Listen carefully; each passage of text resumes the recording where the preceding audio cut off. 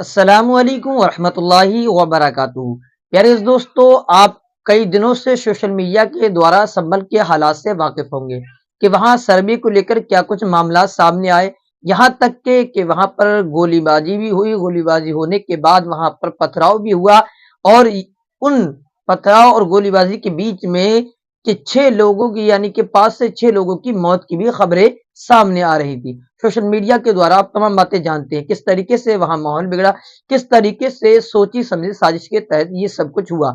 मगर इस बीच एक प्रोग्राम एक जलसे को अटेंड करते हैं एएमआईएम पार्टी के नेता, जिनकी खुद की पार्टी है, असदुद्दीन ओवैसी साहब। उन्होंने एक प्रोग्राम में इसका ज़िक्र करते हुए क्या कुछ कहा है, ये तमाम बातें आपको ज़रूर सुनना चाहिए। उन्होंने क्या कुछ कहा है और अब जो एक तरीके से कि संभल के कई सारे मामलात पर कभी तो वहाँ के जो सांसद हैं ज़ियाउर रहमान वर्क साहब हैं, उनके ऊपर बिजली चोरी का आरोप लगाया जाता है।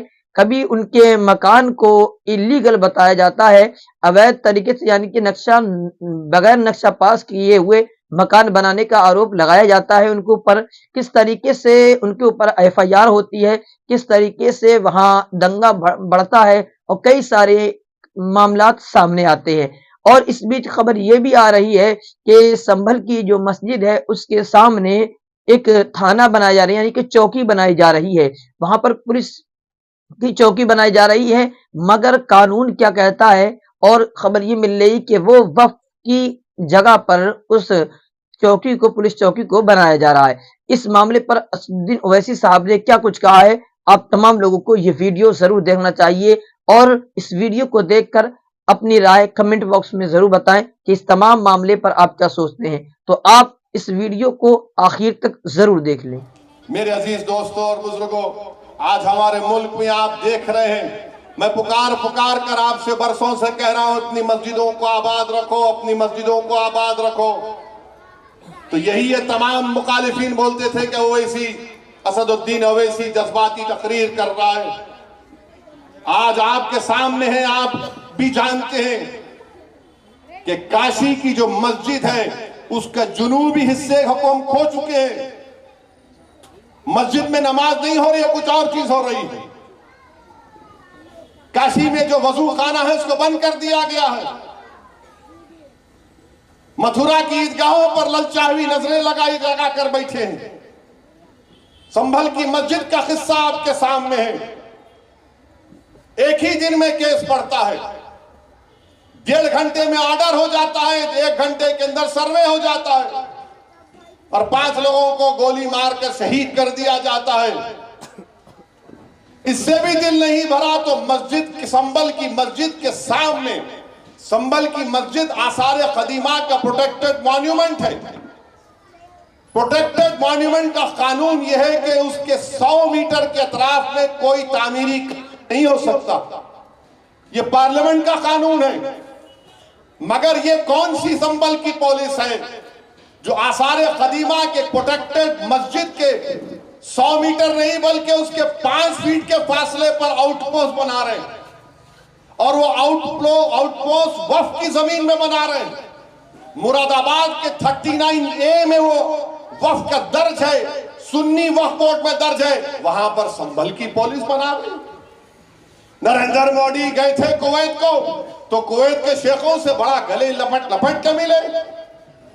अब बुला के कुवैत के शेख को दिखाओ कि तुम्हारी हुकूमत यहां पर क्या कर रही है, क्या कर रही है उत्तर प्रदेश की हुकूमत, क्यों आउटपोस्ट बना रहे हैं संभल में, ताकि पीछे जो बाउली निकली है उसका रास्ता बंद करना चाहते हैं। अरे वक्फ की जायदाद पर, तुम जमीन पर जो वक्फ औलाद है, अब ये नया बिल जो हुकूमत लाई है उसमें वक्फ औलाद को मुकम्मल कमजोर करके रख दिया गया। पुकार कर कह रहे थे, आज भी कह रहा हूं, वो वक्फ का बिल इसलिए लाया गया ताकि मुसलमानों से उनकी मसाजिद को छीन लिया जाए, ताकि मुसलमानों से उनकी दरगाहों को छीन लिया जाए, कब्रस्तानों को छीन लिया जाए, यतीम खानों को छीन लिया जाए। अब आपको दिख रहा है इनकी साजिश कि संभल की मस्जिद के सामने जो जमीन है वो वक्फ औलाद है, इसीलिए इस बिल में लाया गया था कि वक्फ औलाद को कमजोर करके रख देंगे।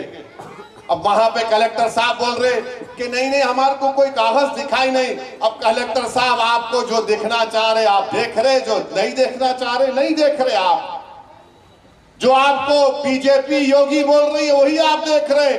मगर 95 एक्ट के तहत सुन्नी वक्फ बोर्ड के मुरादाबाद में 39A में जमीन रजिस्टर्ड है।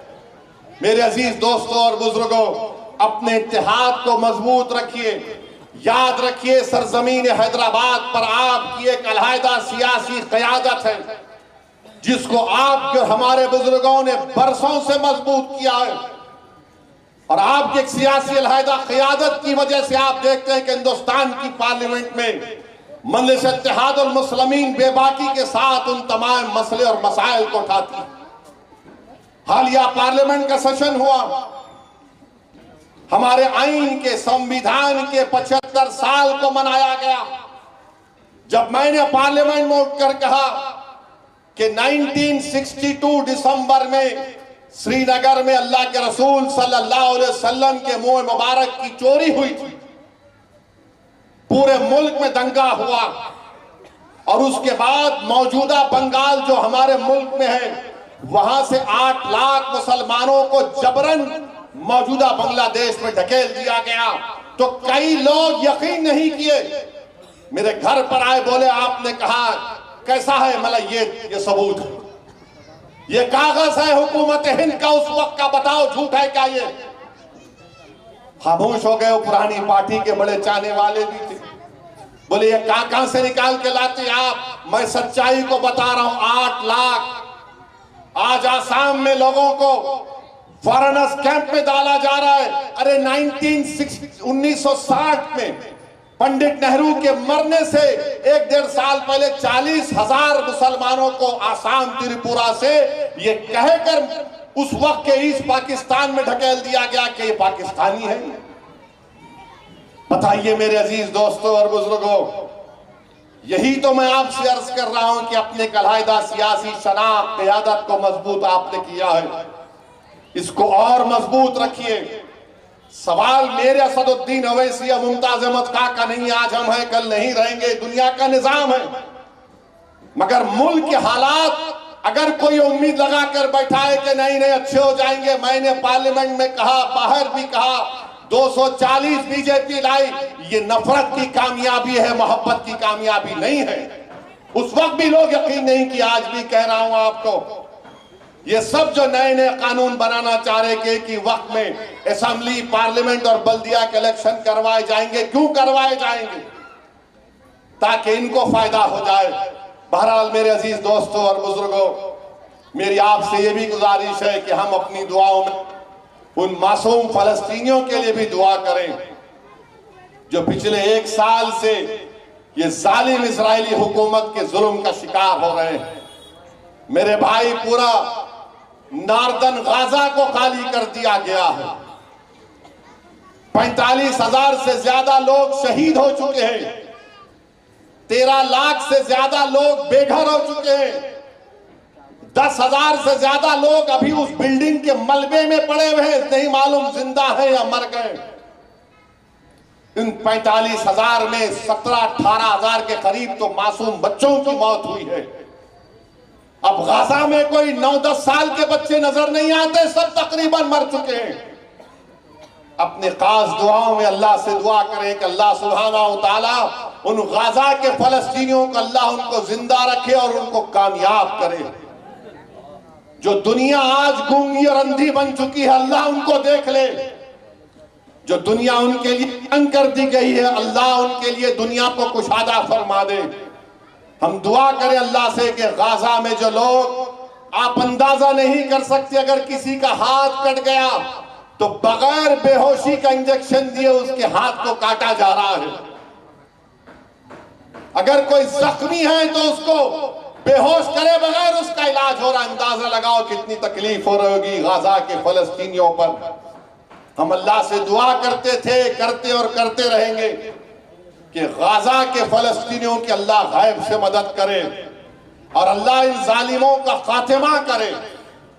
मेरे अजीज दोस्तों और बुजुर्गों, अल्लाह सुब्हानहू तआला हमको तौफीक दे कि हम कुरान और सुन्नत पर अमल करें और अल्लाह से हम दुआ करते हैं कि अल्लाह मदरसा अनवार उलूम को अल्लाह और उसको मजबूत बनाए, तरक्की दे और इनके जिम्मेदारों को अल्लाह उन पर रहम फरमाए। वाखिर दावाना अल्हम्दुलिल्लाहि रब्बिल आलमीन। उम्मीद करता हूं आपने इस वीडियो को देख लिया होगा।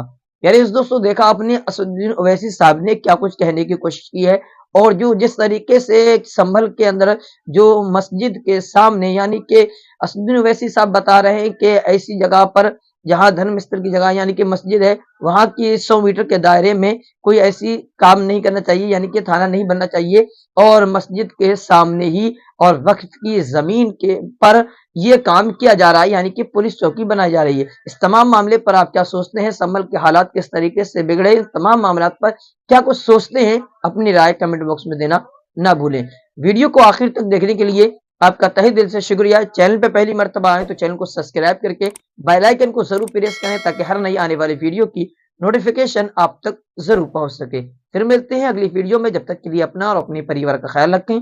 अल्लाह हाफिज।